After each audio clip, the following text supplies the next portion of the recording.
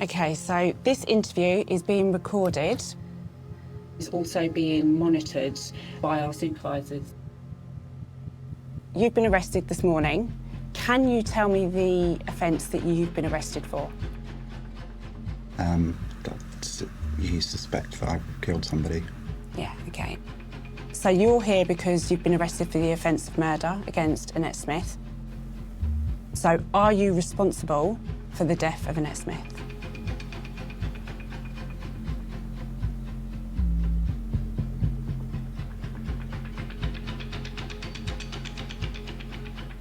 Yes. As soon as the news come out that Annette was missing, the first thing we all said was, have you spoke to Scott? They were always with each other. Some people seem to think that he was her carer, but I had the impression that he was a friend and more of a lodger, maybe. They had a fantastic relationship. They were like mother and son. She was on her own, obviously vulnerable. She let him live with her. He was just a guy that everyone knew in the area. Just really, really friendly, genuinely shocked. And we want to bring closure and find Annette for her family. Where is Annette?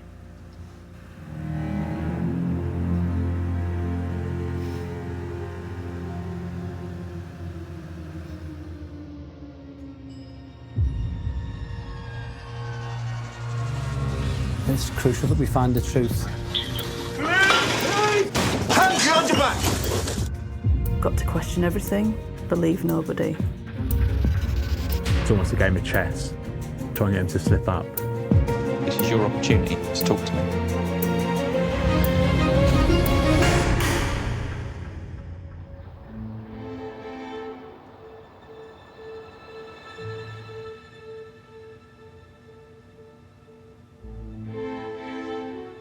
Your legal rights still stand. I know that you've said you don't want a solicitor, but that's an ongoing right. I find it really difficult to comprehend how somebody can go from nothing to murder, and it does make me worry whether this is his only offending. We want the truth from you in this interview. Yeah. And I want you to be completely truthful with me. Yeah. So, have you ever done anything like this before? Not that I think of. So when you say not that you can think of, take your time. Yeah. Because you would know if you have done something like this before, okay? Yeah.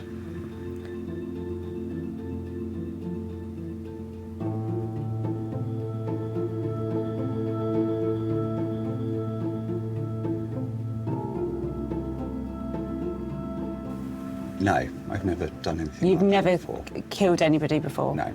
Okay. Even though Scott has confessed, we still have to test what he is saying and challenge what he is saying. He may confess to parts of what has actually happened because actually that is better than us finding out the actual truth of what happened. But I think with this particular case, we don't know where Annette is. We have no body. And not only do we need to know that for evidence and to be able to prove what has happened to her, but also there's a family that are missing their loved one as well. So trying to, really understand what has gone on and dig as deep as possible to get to the truth is really important.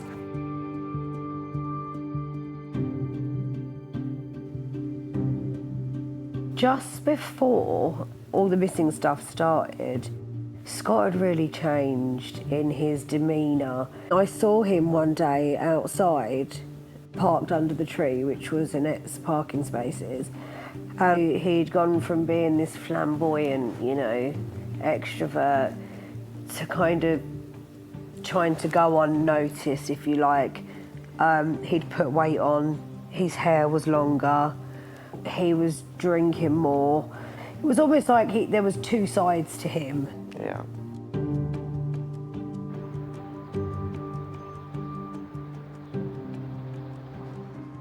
There's just one or two inconsistencies that we want to clear up. He started work last July at the farm.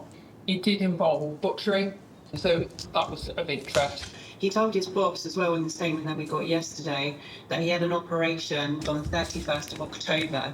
And it's been mentioned that he had 5 weeks off of work from someone, and I do know that he has emailed or texted Pat to say that he's stressed with it or needs some time off work. I think he was supposed to go back off 3 weeks. He was supposed to, the first day he was due back in, she said he only managed half a day, and then went off and then was given loads of excuses for another couple of weeks before he actually managed to get back. And I think that's been a bit of a theme throughout, right back from the high-risk investigation, that his accounts to various different people are very inconsistent.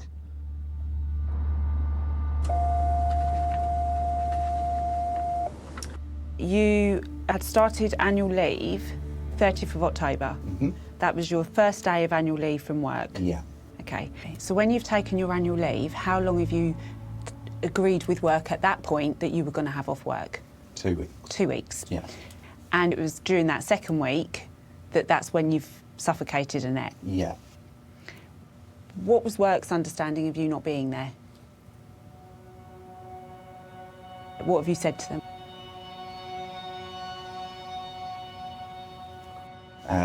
I had to go to hospital. Okay. What for?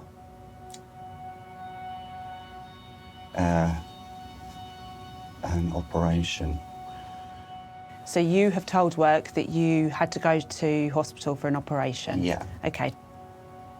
What did you tell them the operation was for? To have a tumour removed. Okay. From where? My abdomen. Okay. Did you have to go to work? No. Okay. Talk to me about that. I was worried that I wouldn't be able to get the time off because it was really busy, so I lied.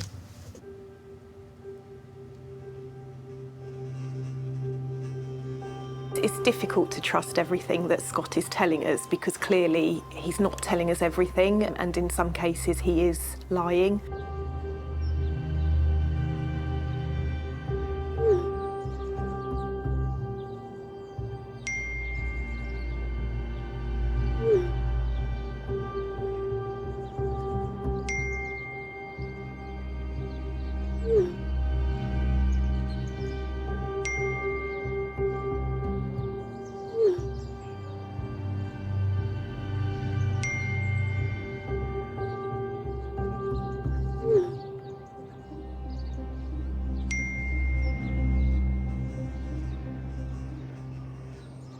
In my opinion, telling your employers you've got cancer to have time off work is extreme. Yeah. You know, you could have just said I felt sick. Yeah. Yeah. What made you go to that sort of lengths just to get some time off work? I don't know. Did you take the time off work because you knew you were going to kill Annette?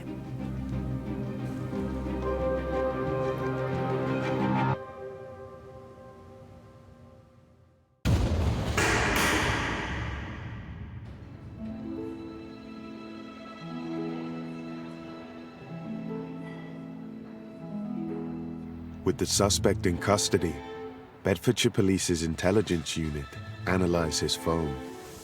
Looking to see if there's anything contained in his recent watching history that may give an insight into what's occurred or anything that might have been in his mindset. OK.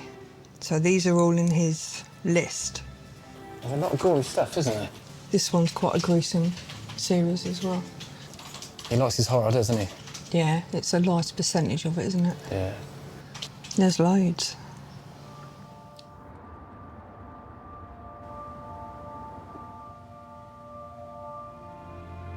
When you're looking at a domestic-related murder, it is extremely important that you understand the relationship between them to try and understand where things might have started to go wrong, started to turn a bit sour.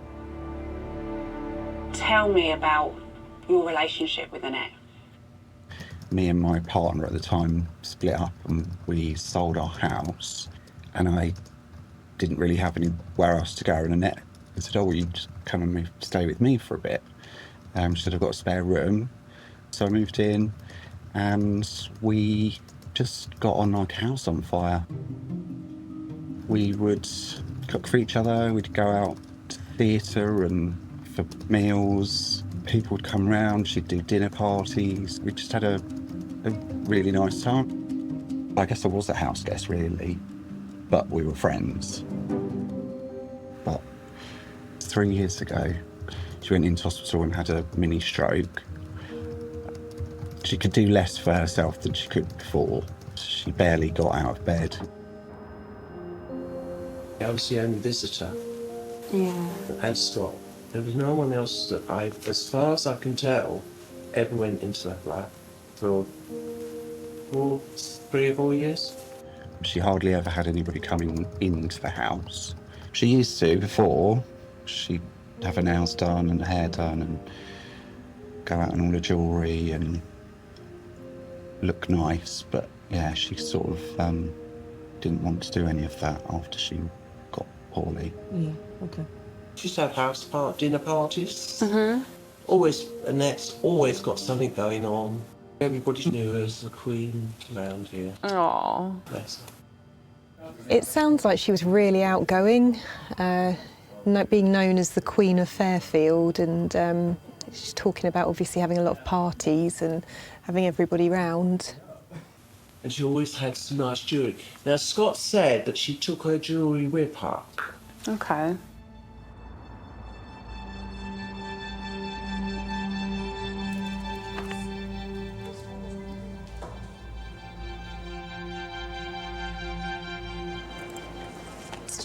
God, she did they said that she liked her big jewellery. Yeah. But those earrings. She wears them in like photos. Where have these photos come from? Their house. Oh.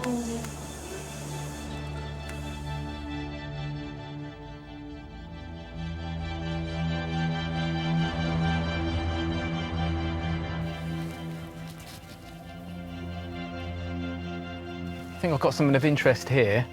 24th of November, 9 days after Annette goes missing. So on Scott's phone, he has got 2 valuation messages from Cash for Gold.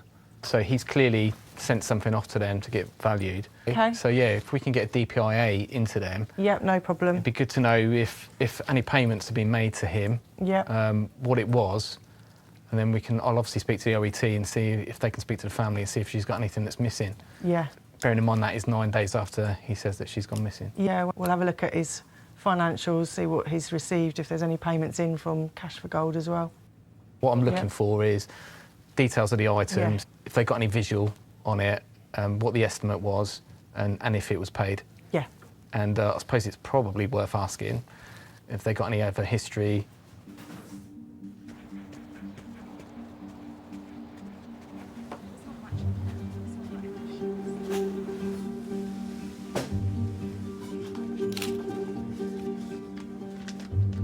Cash for Gold. So it's a receipt for £2,715. Cheque deposit.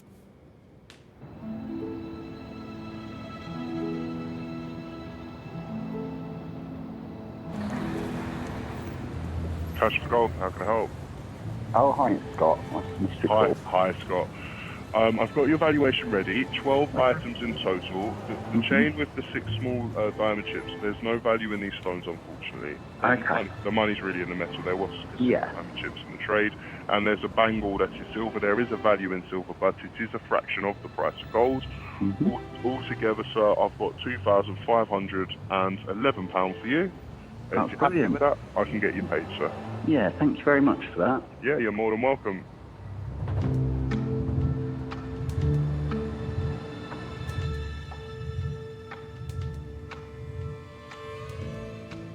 Did you pay rent or anything for staying? So what was the arrangement there? I tried to offer her rent on a number of occasions, but she'd always refuse. So when we went out for dinner and stuff, I'd pay for things like that. Hello, darling. Fancies a pizza. And you know me, I don't eat that much, so a medium-sized one will do. Yeah, I'll do that. That's not a problem. Oh, hi, it's Scott. Hello, darling. I'm out of Siggy's. If you can pop on for 5 minutes, can you bring me some, please? Absolutely, no worries at all. Thank you so much. Bye. Cheers, bye. I could just eat a duck breast tonight. Yeah, no problem. Did you have money problems before you moved in with Annette? I got into a lot of credit card debt about 6 years ago. How much were you in debt? I think it was Initially. about 30,000. Okay. One of the lines of inquiry that we conducted, which is quite normal in any investigation, is into Scott's finances to establish if there is a financial motive.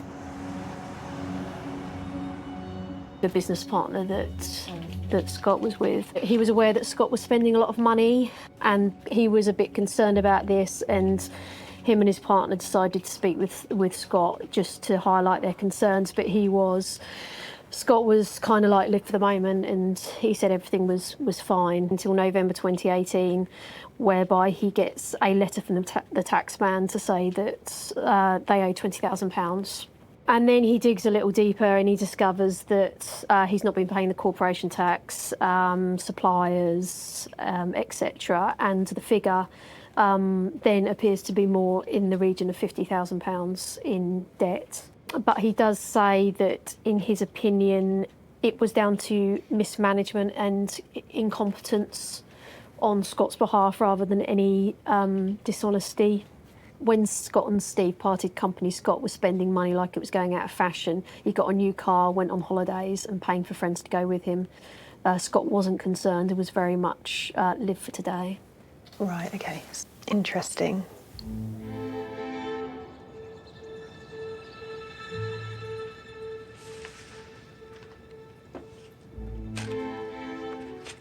They want to build up a financial history for him, so now anything in terms of his finance.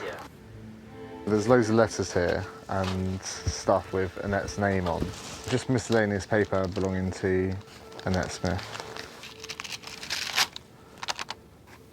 Well, so this is a debt thing for him.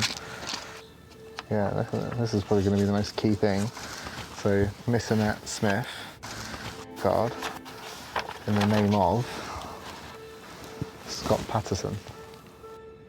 Scott lived a parasitic lifestyle. We've looked at Scott's bank account and he certainly didn't have a stable income.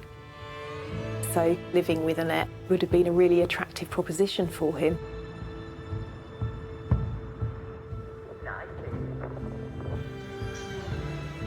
This is her place in Spain.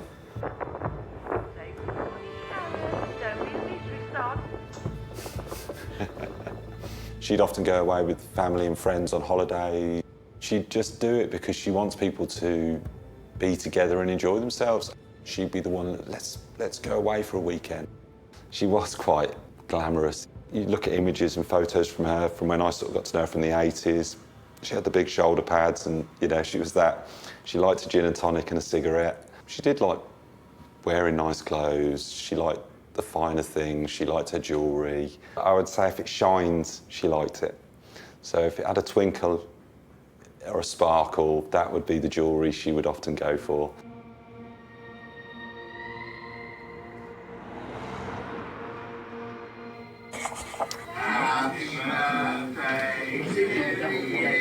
So this video has been taken while Annette is missing. That doesn't look like a man who's sickened by what he's done. He just looks like the life and soul of the party, doesn't he? Just a really fun-loving person. 460 friends. From Scott's social media, you can see that there are pictures of him on holiday, enjoying himself. It certainly appears to be a lifestyle that is beyond his means. He relied on Annette. He was living at her house rent-free, and she was basically funding his lifestyle. The intelligence unit received video evidence of items sent by the suspect for valuation by Cash for Gold. Right, let's see if we can match them with the transactions. Yeah.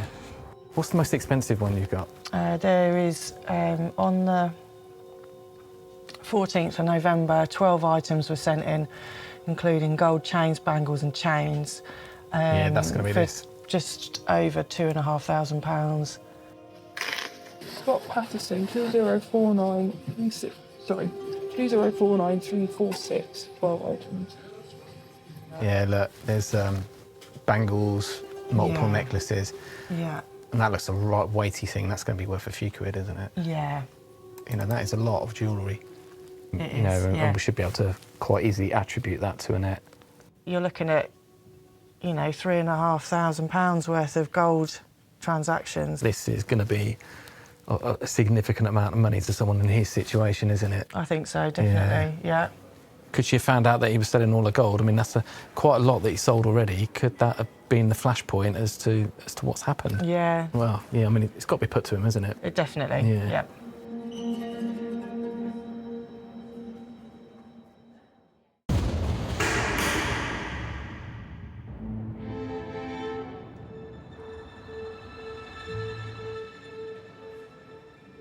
Scott Patterson has sold jewellery, which we believe belongs to Annette. Scott has been contacting Cash for Gold over 5 different occasions with different bundles of jewellery. In total, he's sent 34 items and has received £5,028 back from Cash for Gold. The fact that Scott was stealing and selling Annette's jewellery does add to the hypotheses that, you know, it was a financial motive, not just what he was trying to sort of lead us to in terms of having enough of her demands and caring for her.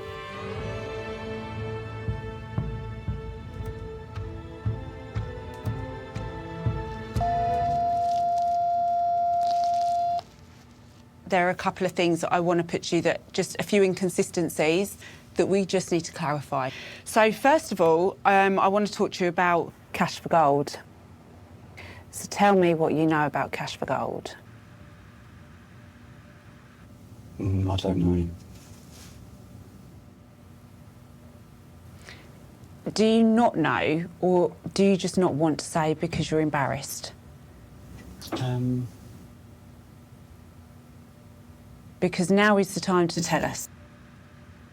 How many times had you been to Cash for Gold and sold jewellery?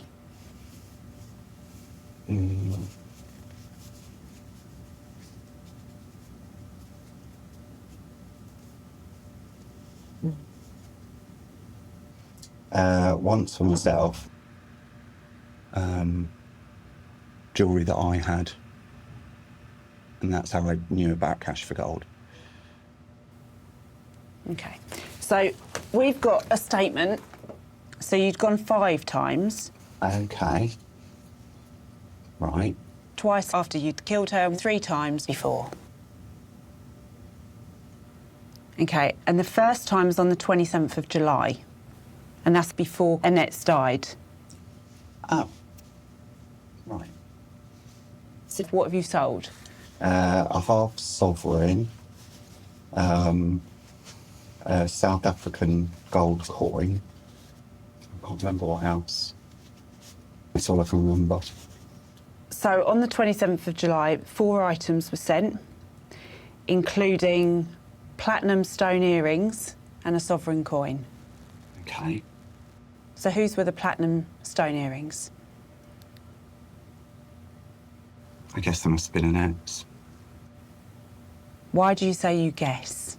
Because I don't know why I would have platinum earrings. So were they Annette's or were they not Annette's? I don't remember. Are you saying you don't remember when you don't want to give me an answer?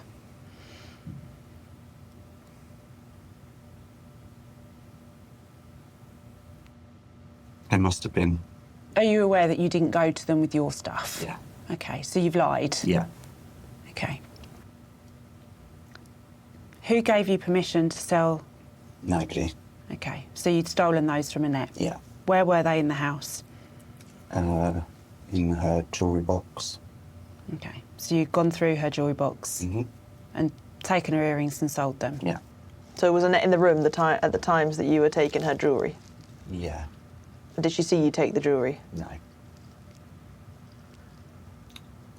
I'd just do it when she was asleep. Okay, and on the times that you've taken the jewellery after you've killed Annette, where would Annette have been in the property? In the cupboard under the stairs.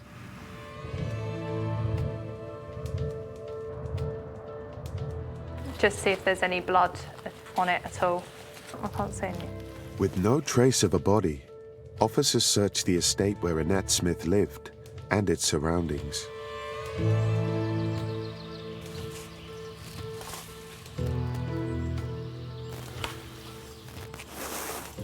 There's a hole or something here, but there's no hair, there's no footprints.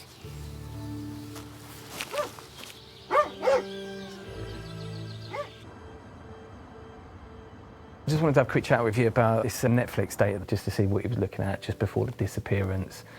But he watches a massive amount of blood, gore and murderers, and quite a bit of that comes within the last couple of months leading up to it. Could be a coincidence, but the title he watches a trailer of the day before she goes missing is called The Murderer. It's certainly interesting, isn't it, given the circumstances? Another title that he looks at is called The Funeral Director. He shares the science and procedures involved in his profession. It's a bit different when you're doing this on somebody you know, isn't it? Absolutely. So, in essence, it's an education process showing him how to dispose of a body. It's certainly a consideration when you look at the time frame. Might suggest that there was a bit of more Yeah. pre-planned aspect to it, perhaps. Yeah. I think Scott's fascination with extremely violent horror movies is highly suspicious. Has something that's happened in a horror film, has that influenced the murder? This interview is about finding out the truth about what's happened. Yeah. Where is Annette? There isn't a full body. Did keep her in the house for quite some time, and then as time went by I realised that she couldn't stay in the house. Wasn't sure what to do, so I did dismember her. To murder somebody and take somebody's life is bad enough, but to then go on to dismember their body is particularly horrifying. It was a gradual thing, because I couldn't face doing something like that, just all. So what did you remove first? I think her feet, And how did you do that? a knife and a saw, and it was easier than I thought it was going to be. I work in a butcher's, so I see how they deal with things like that at work. Mm-hmm. But I also watch quite a lot of horror films and stuff, so it's probably come from there as well. Was it sort of you then discarded the feet straight away? I just put her in a bag next to Annette in the hall. Okay. And how long was Annette in the hall for? Quite a long time. Okay. At least a few weeks. Okay, so you've chopped off the feet, Yeah. and then I just want you to think about what did you next do? Hands. And what was that like? That was weirder because it was a hand, so it was more. It was like I was holding hands with Annette, Mm-hmm. so that felt, And were you holding a hand in one while you were cutting in the other? yeah. Okay. So then was the hand then just left in your hand? Mm. And then where were the hands kept? And with the feet. With the feet? Not in the same bag, but like in a bag with feet. And what kind of bag was it? Just a carrier bag, I think. And then what did you do next? It was probably only a couple of days after that. That's when I decided to remove the head. And that was the first time I looked at Annette in the face since it happened. And I think I probably covered her face up again and left her before I actually did it, because I was probably sick, actually.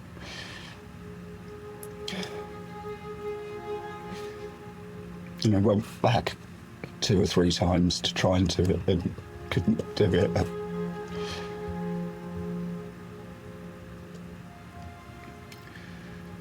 And then obviously I did. And that was really hard. Okay. How many body parts were there when you were finished?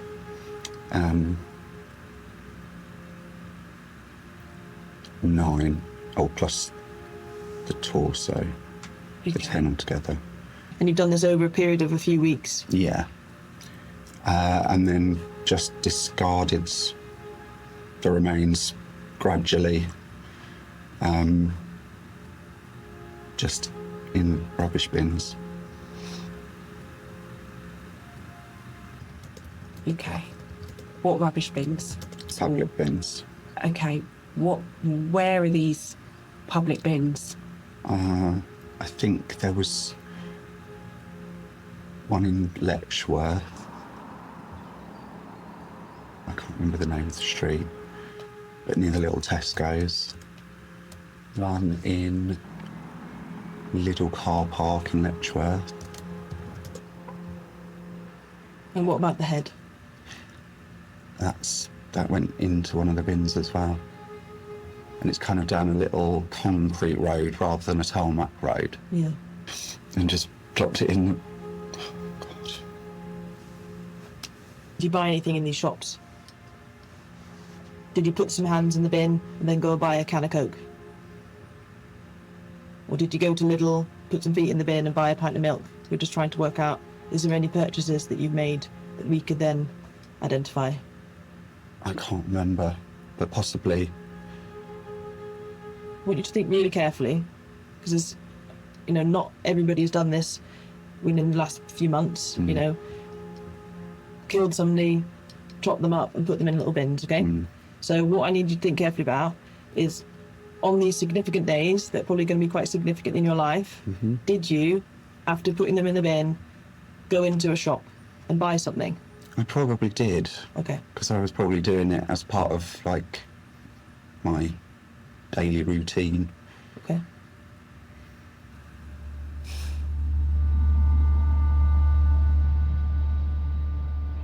I can't believe he's chopped her up. Are you okay? Yeah. Just took us by surprise. Yeah, no, absolutely. Took us by surprise. Yeah. Take a moment to kind of regather yourself, I think. I think he just is so relieved to get this off his chest. Yes. He's been harbouring it for 6 months, hasn't he? Yeah. I still can't believe he's dotted her body parts around outside supermarkets. Officers continue their search for any human remains in the communal area of Fairfield Hall. He always used to put the rubbish out in black bags. It's obvious it's not whatever it should be in there. Coming up to Christmas, it was constantly bags being put out. Yeah. We have 3 big basements which could easily be accessed by residents. It's absolutely crucial that we find Annette. It's important for the family so that they can bury her, say their goodbyes, and to come to terms with what's happened and grieve. But unfortunately, because of the time that has passed, I do worry it might be hard to locate her body parts.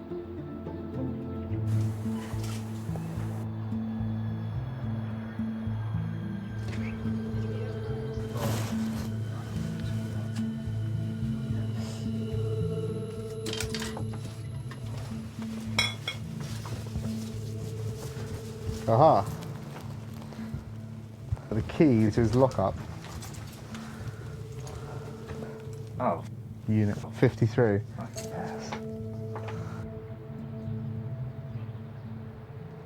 All of the collections that have gone from Lidl's and Tesco's and the residential waste, the strong indication is that everything will have been incinerated. I mean, I think that does obviously change things in terms of, you know, feasibility of search, etc. Yeah. Yeah, I think that probably negates anything further that we can do there, unfortunately. Yeah. What is of interest is the lockup, so you're aware that we do know that Scott has got a lockup somewhere. But Asher's been doing some work on that today, so I think with the help of the community team, we've unearthed some small businesses that are operating out of Leighton Buzzard. So all the DPA requests have gone into those today, so hopefully this afternoon we'll bottom that inquiry out.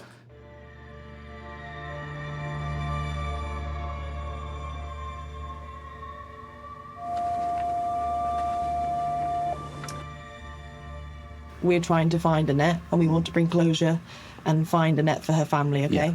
So what I want you to really think carefully about is we've asked you where these body parts are, and I know it's been a few months, but this is quite a significant thing that you've done. Yeah. You mentioned these bins. And was there any other areas? Think about the next time you left the house with a bag. Where did you go? Oh, down West Drive, in between Fairfield and Arlesey. Just down an old road that people walk up and down. There's an electric cupboard or something, and I just put it behind there. I've walked the dog down there, but it was, again, a thing that I would do every now and then, because it's a nice walk for the dog.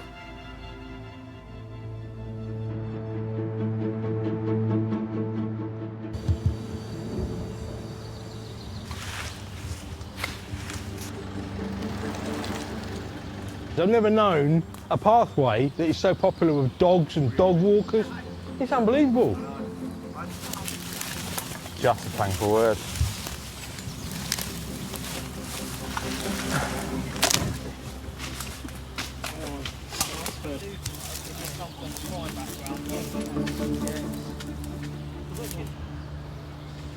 Kind of like a woolly jumper or something. Yeah. Pink round it as well. So forth. That's been under a long very time. long Yeah, time. It's been under a year, that. Just random. We've done everything we can with nothing else left in there to search. Darren, I think I found the lockup. Yeah. See if we can get access to it straight away. But I'm not sure what else we need to get from your side. Was that in Letchworth, is it? Yeah. Yeah. Okay. Yeah, it kind of fits with the financial transactions and stuff and thing. Yeah, so I think I'm pretty sure it is. Okay. So these are the CCTV stills which were taken from the storage unit in Letchworth.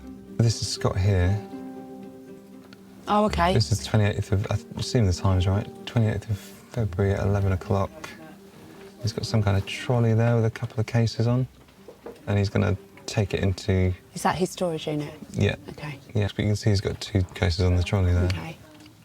Last one is him wheeling out, coming out with an empty trolley.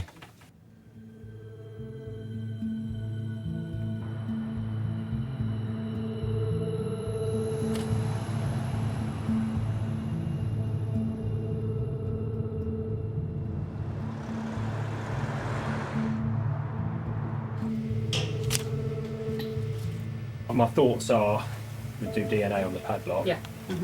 That will help us show that only he has been in and out. Okay.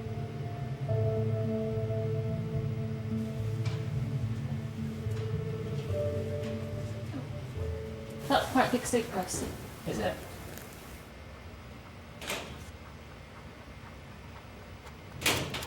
So just to give you a bit of an update really, we're at the storage place and we've opened the locker.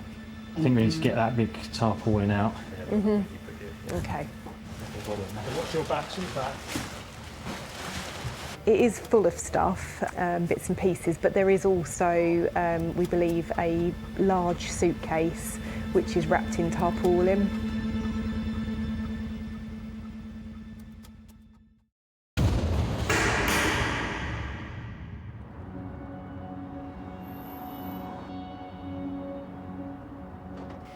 Well, what we'll do is we'll try and open up the zip. Yeah. And see what we can see. Yeah, you might as well start unzipping it, Ash. Yeah. There's a label there. Does that give anything away, that like the brand or anything? No, it's just about important information. There's rotten flesh there. The smell is just unmistakable. Yeah. Yeah, that's Okay. We have a torso. They've had a little peek and said that she's in another bag wrapped in there.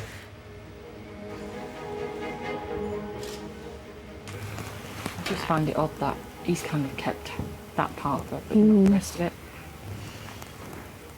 Did he just think that was too big to put in a bin or something, maybe? Going from having no criminal footprint at all or no suggestion of violence to then murder somebody and dismember their body is quite shocking. For him to then try and cover it up, to try and get away with what he did, I still worry that we only know about this one and whether there are other offences.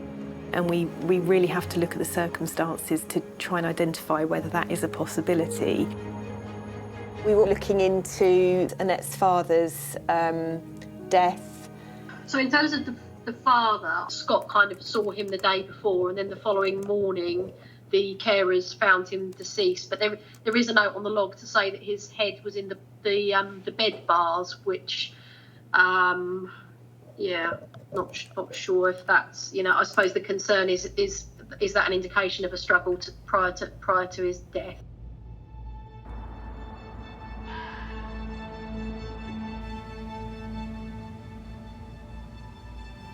Before we end this interview tonight, is there anything else that you want to tell us? I can't think of anything else. It's quite a significant thing, isn't it? Killing somebody, chopping them up is quite significant. Yeah. So, have you done that before?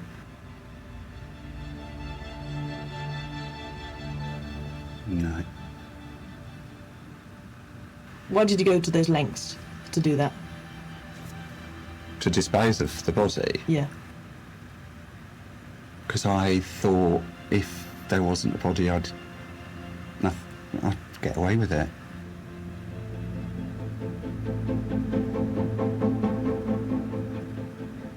This is a deeply distressing crime, and the fact that any human being can do this to another human being is sickening. But Scott was supposed to be her friend.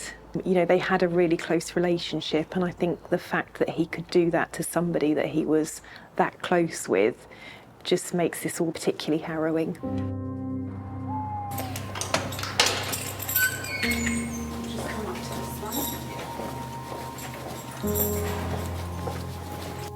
Just want to stand this up. So since we last spoke, we've approached the CPS and they have made a decision that you are going to be charged with murder, okay? Yeah. So I'm going to go through that now. So this charge is on the 8th of November 2023 at Hitchin in the county of Hertfordshire, murdered Annette Smith, and that is contrary to common law. Do you have any reply to that? No. Okay. I hope that the family have got some answers, and I hope that they're able to grieve. This will have a profound effect on the community that Annette lived in, not just because of what happened to Annette, but because of the person that Scott was and the fact that he was a friend to so many.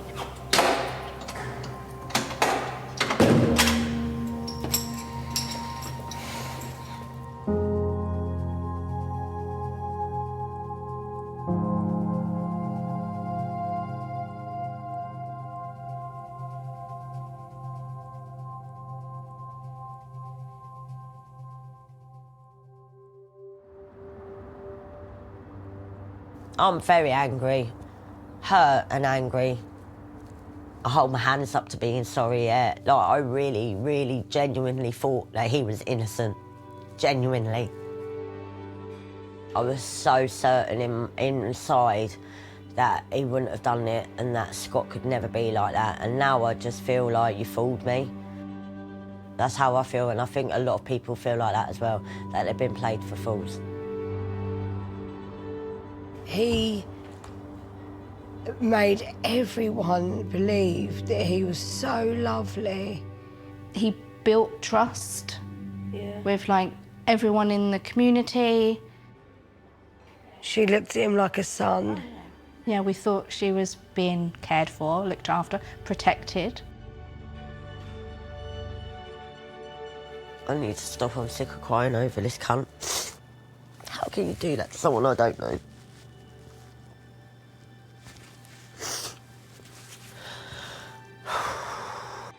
I trusted him so much. He is a manipulative murderer and someone that knew what he was doing. There is no forgiveness for what he's done. And I hope he rots in prison. If you dwell on the bad times, we'll all suffer as a family. So we raise a glass and think about the good times. I'll always remember Annette with a smile on her face and just enjoying herself.